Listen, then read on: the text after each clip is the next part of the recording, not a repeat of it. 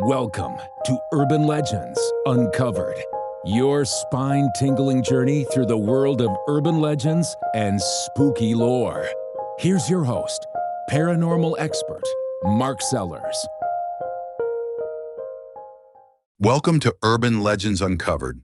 I'm your host, folklorist Mark Sellers, and tonight we're tugging at the cobweb threads of a favorite fright, Halloween. How did a night of bonfires on wind-scoured hills become porch lights, candy bowls, and costumes that teeter between cute and uncanny? We'll trace Halloween's lineage from Celtic Samhain through Roman and Christian overlays, walk with masked mummers, carve a path from turnip lanterns to glowing pumpkins, and weigh the stories that warn of poisoned treats or prowling clowns. I'll show how light, disguises, and ritual mischief created a cultural space to play with fear, remember the dead, and stitch neighborhoods together. Along the way, we'll separate durable myth from documented fact and explore why certain spooky legends refuse to die. Settle in, dim the lights, just enough to keep the spirits curious, and let's step through history's squeaking gate to meet Halloween's strange origins. Ready to wander? Begin at Samhain, pronounced Samhain, the Celtic festival marking summer's end and the New Year's threshold. It was a liminal hinge when livestock came down from high pastures, harvests were tallied, and the veil between worlds thinned disturbingly. Communities banked household hearths, then kindled towering hilltop bonfires from which new, purified flames were carried home. Ember to ember, village to cottage, people sought protection as darkness lengthened and winter's uncertainties pressed close. The dead, it was believed, might visit. Not all visitors were kindly. Ominous winds, strange lights in bogs, and sudden chills were read as traffic from the otherworld. Food and drink were set aside to appease whoever knocked without knocking. This wasn't simple dread, it was calendrical maintenance, a negotiated truce with chaos. The ritual rhythm, extinguish, rekindle, embedded the idea that you survive shadow seasons by organizing fear, then lighting your way deliberately back into order. Year after year. Into this charged night moved the AOC, the people of the mounds, powerful, capricious neighbors from the otherworld.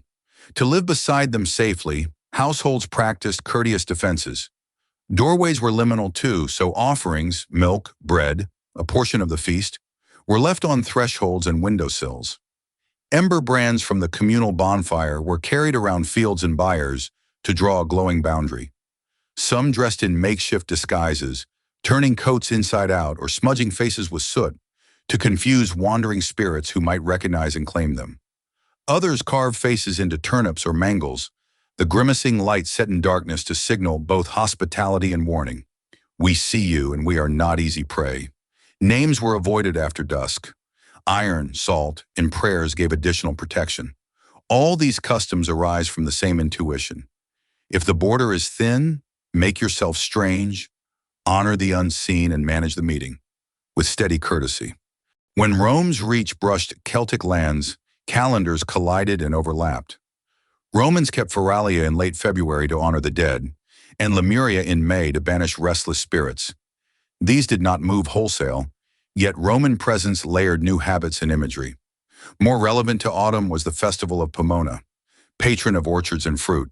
Her emblem is the apple, whose floating, spinning, gleaming role in later Halloween games likely owes something to that legacy. Imagine harvest abundance meeting a night preoccupied with visitation.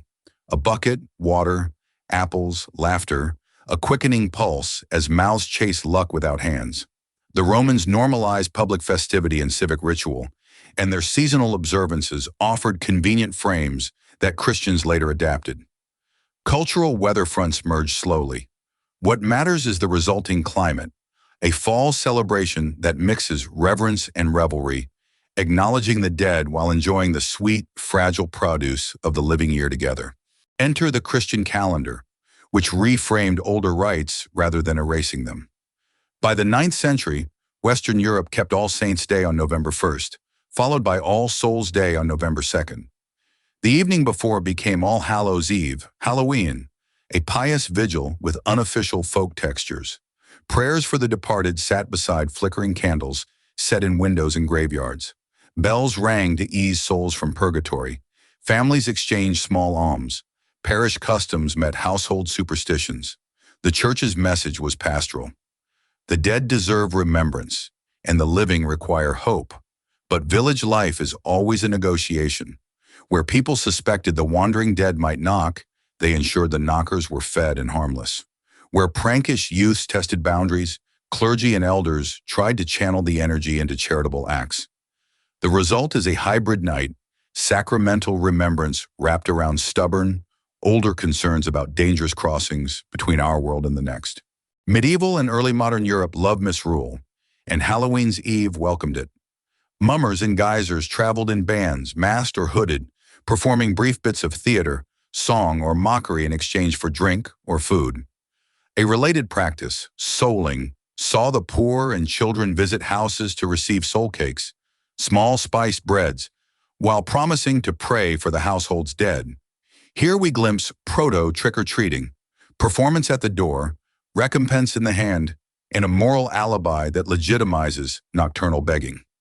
Masks served practical and mystical functions.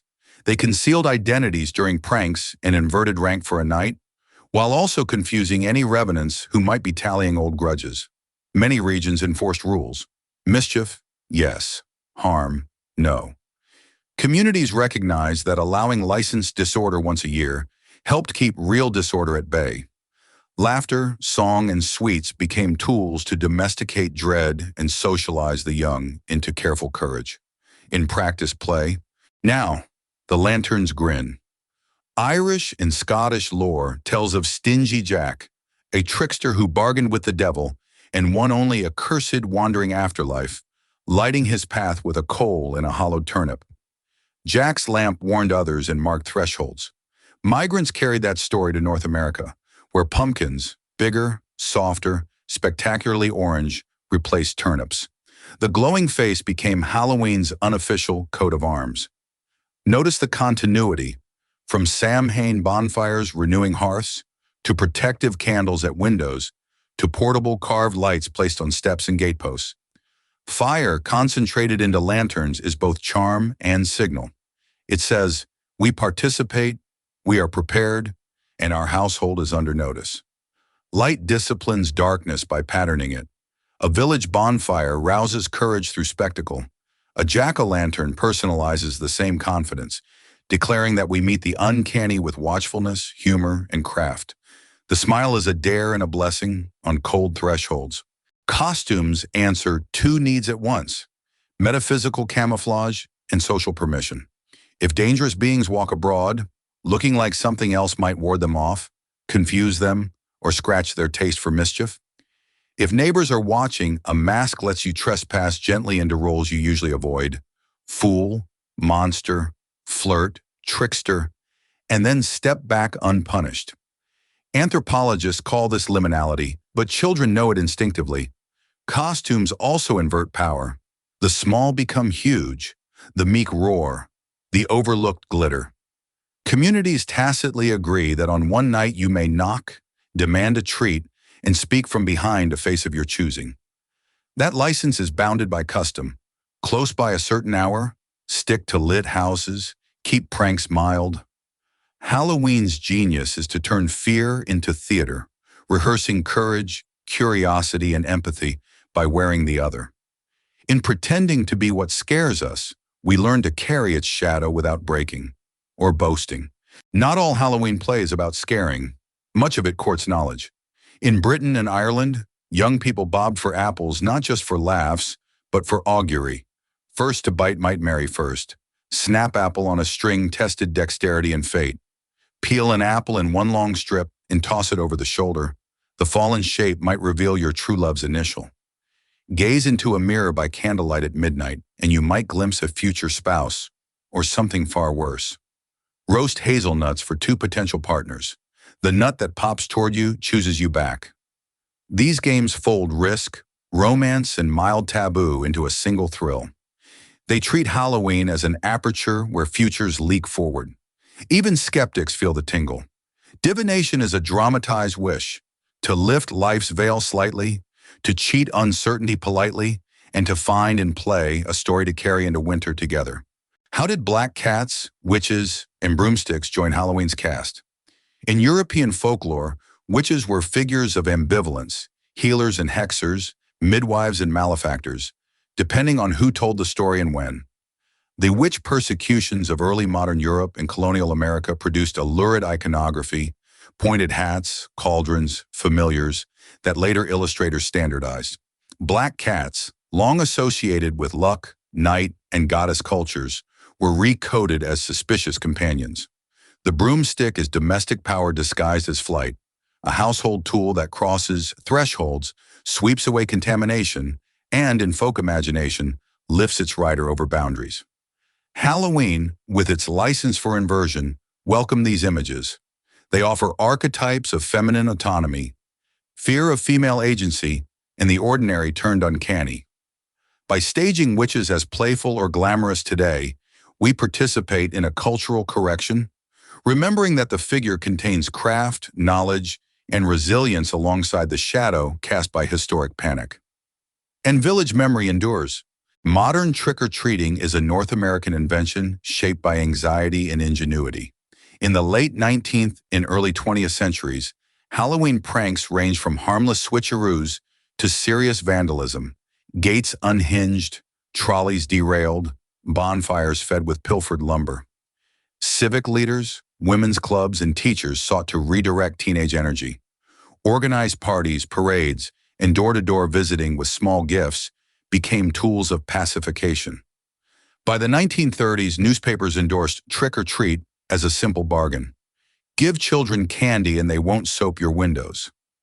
Suburban development after World War II created ideal terrain: sidewalks, porches, predictable routes, and advertisers eagerly supplied costumes and confections. The neighborhood ritual tamed misrule, turned it cute, and spread responsibility across lit doorways. Importantly, it built community surveillance into fun. Everyone is briefly out. Everyone looks after everyone else. What began as damage control evolved into an annual rite of hospitality and intergenerational storytelling, with sweet currency shared. Then come the ghastliest urban legends: poisoned candy, razor blades and apples, drug-laced gummies handed to unsuspecting kids. As a researcher, I've combed case files and news archives. Confirmed instances of strangers poisoning treats are vanishingly rare, often misattributed, or involve a known perpetrator within the victim circle. Razor blade reports usually unravel into hoaxes or copycat pranks detected before harm. Yet the stories return annually because they address parental fears about anonymity, industrial food, and frayed community trust. They also flatter vigilance. By checking wrappers, we feel effective against modernity's shapeless risks. The legend spreads because it's easy to retell, offers a clear villain, and justifies a ritual, inspection, that keeps adults involved. Truth matters, but so does function. Halloween channels anxiety into manageable tasks. Walk together, stick to lit houses, know your neighbors. The myth warns loudly while the data quietly reassures. Caution, yes. Panic, no. Trust, verified, travels farther carefully. Seasonal panics have a rhythm of their own.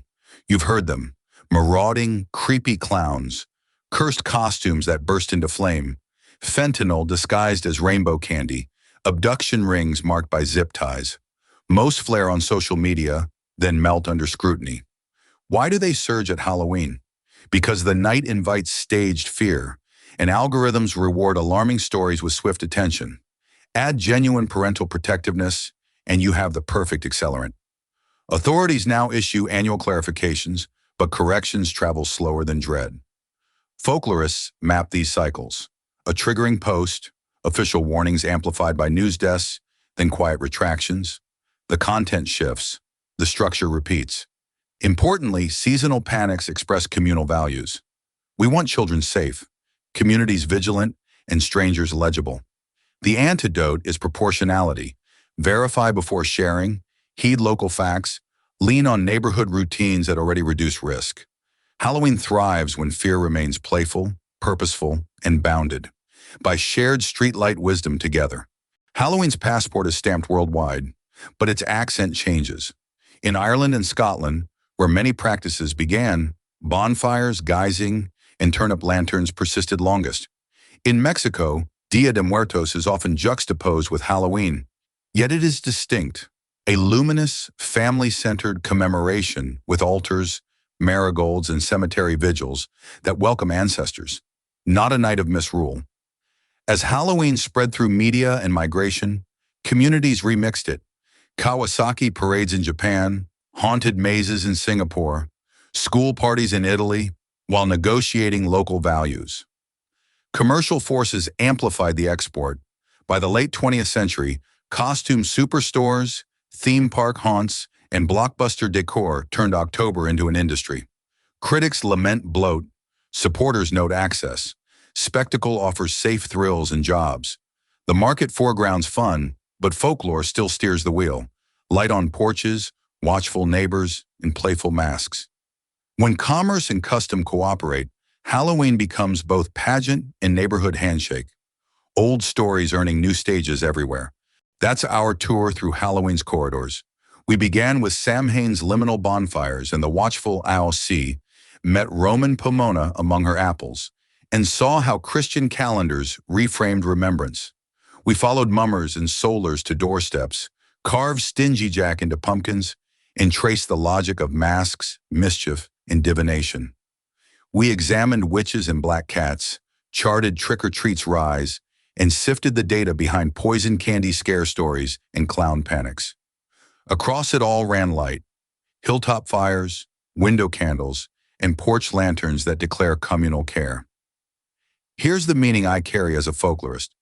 Halloween is a safe rehearsal of danger, a night to court the dead kindly, to acknowledge winter's approach, and to practice neighborliness in public. When we plan routes, check costumes, and greet strangers, we bind our streets. Thanks for listening to Urban Legends Uncovered. I'm Mark Sellers. Keep your lights friendly and your fears in proportion. You've been listening to Urban Legends Uncovered. If you enjoyed this podcast, please click the subscribe button to get alerted when we drop a new episode. And make sure to visit us at www.urbanlegendsuncovered.com. We'll see you next time.